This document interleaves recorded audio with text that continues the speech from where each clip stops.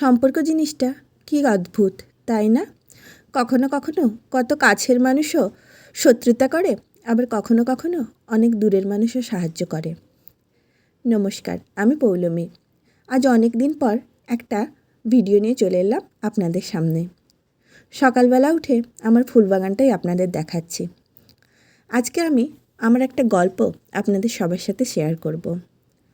আমার সাবস্ক্রাইবার প্রায় 20,000-এর কাছাকাছি পৌঁছে গিয়েছিল, তো সেখান থেকে আজকে প্রায় 19,000-এ নেমে গেছে। একটা চালু চ্যানেলকে যখন আমি লক্ষ্যের প্রায় খুব কাছাকাছি, ইনকামের খুব কাছাকাছি, সেই টাইমে আমি আমার চ্যানেলটা হঠাৎ করেই বন্ধ করে দিয়েছিলাম। কেন করেছিলাম, কী ব্যাপার, সেই গল্প নিয়েই আজকে চলে এলাম আপনাদের সামনে। আর এই যে দেখছেন, আমার বাড়ির সামনে একটা ছোট্ট বাগান আর আমার বাড়ি।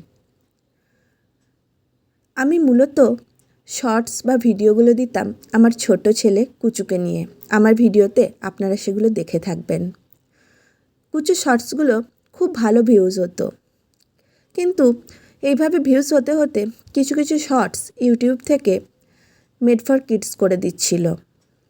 তারপরেও ভিডিও ছাড়তে থাকতাম, শর্টসগুলো ভালোই ভিউ হচ্ছিল, কিন্তু ওই যে বললাম সম্পর্ক ব্যাপারটার জন্য, কিছু কাছের মানুষের শত্রুতার জন্য মনটা খুবই ভেঙে গেছিল এবং আমি আমার নির্দিষ্ট লক্ষ্যে আর পৌঁছাতে পারিনি।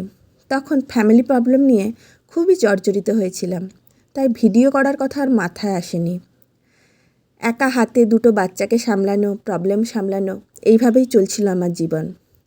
তারপরে হঠাৎ করেই নিজেও খুব অসুস্থ হয়ে পড়ি। এইভাবে চলতে চলতে ভিডিও করার কথা ছেড়েই দিলাম। কোনোভাবে বাচ্চা নিয়ে সামলে উঠছিলাম।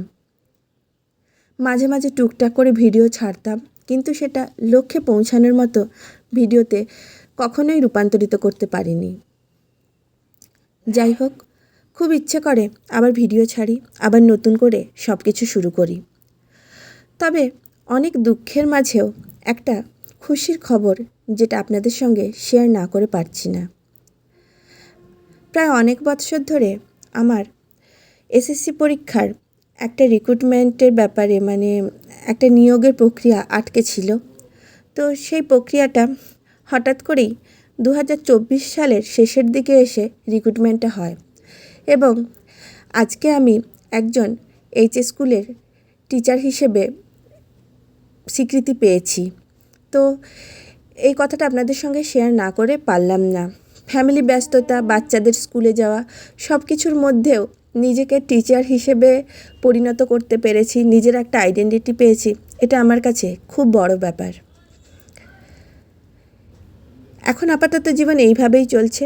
কুচু অনেকটা বড় হয়ে গেছে। কুচু বেটু দুজনেই একই স্কুলে ভর্তি হয়েছে। দুই ভাই একই স্কুলে মানে একই সাথে স্কুলে যাচ্ছে।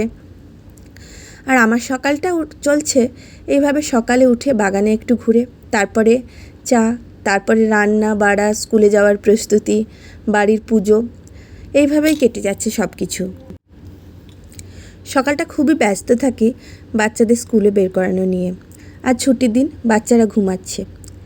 এই দেখুন, এই গাছটা দেখছেন, এই গাছটার নাম হচ্ছে লাকি ব্যাম্বু। বলা হয় এই গাছটা বাড়িতে সুখ, শান্তি এবং সৌভাগ্য বয়ে আনে। এই গাছটার নাম ঠিকঠাক মনে করতে পারছি না। আমার হাজব্যান্ড বলছিল ব্রাজিলিয়ান ব্যাম্বু, তো আমিও কনফিউজ এই গাছটার আসল নাম কি। আপনারা যদি কেউ জেনে থাকেন অবশ্যই কমেন্ট করে জানাবেন। আর ওই যে বললাম, খুব ইচ্ছে করে চ্যানেলটা নতুন করে শুরু করতে, তাই প্লিজ আপনারাও সবাই সঙ্গে থাকবেন। কথার ফাঁকে ফাঁকে নিজের কাজগুলো এগোচ্ছিলাম। এই আমাদের বাড়ির সিঁড়ি, তবে সিঁড়ির ধারটা এখনও গ্রিল দিয়ে আটকানো হয়নি। ওপরের কাজ কিছুটা কমপ্লিট হয়েছে, কিছুটা এখনও বাকি আছে। একটু একটু করে তৈরি হচ্ছে সব কিছু। একসাথে করতে গেলে তো অনেক প্রেশার পড়ে যায়, এই আর কি। তো যাই হোক, ওপরে এসছি ওপরের পুজোটা করার জন্য। পুজো করে আজকে আবার একটু বেরোতে হবে। এই দেখুন, আমার দোতলাতেই তুলসী মঞ্চ। ওই যে তুলসী মঞ্চে বৈশাখ মাসে ভাড় বাঁধা আছে। আর এই যে ওপর থেকে আমার নিচের এক টুকরো বাগান। সামনে বয়ে গেছে একটা ঝিল। আমার এইখানটায় দাঁড়াতে খুব ভালো লাগে। প্রকৃতিকে দেখতে ছোট থেকেই নিজে খুব পছন্দ করি। আর এইখানটায় সন্ধেবেলা যখন সন্ধে দিতে এসে দাঁড়াই, হাওয়া লাগে, সত্যি খুব ভালো লাগে। যাই হোক, কাজগুলো তো এখন সেরে ফেলতে হবে, তাই চলুন পুজোর কাজটা আগে সেরে নিই। আর ওই যে দেখুন দূরে আমাদের প্রতিবেশীর বাড়ি, ওদের বাড়িটায় ছাদটা খোলা হয়েছে ওদের বাড়িতে। এখন তো বিকেলের দিকে প্রায় বৃষ্টি হয়, কিভাবে সামলে উঠবে কে জানে। এবার দেখুন আমার বাড়ির লক্ষ্মী গণেশ। এখনও যেহেতু ওপরটা কমপ্লিট হয়নি, মন্দিরে ঠাকুর নিয়ে যাওয়া হয়নি। এখানেই ঠাকুর থাকে, এখানেই পুজো করা হয়। সকালবেলা ফুল তুলে এনে পুজোর কাজে বসে গেছি। পুজোটা করে নিয়ে আবার বেরোবো। কোথায় যাব চলুন দেখিয়ে আনি আপনাদের।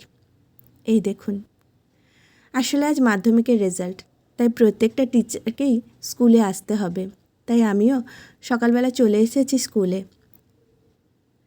এই হচ্ছে আমার স্কুল। পাশে একটা পুকুরও আছে, বিশাল স্কুল বিল্ডিং। এটা একটা গার্লস স্কুল।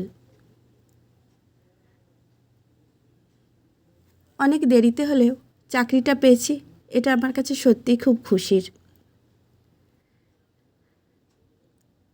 এবং আপনাদের সঙ্গে যে আমার এই খুশিটা ভাগ করে নিতে পারছি, আমার খুব ভালোও লাগছে।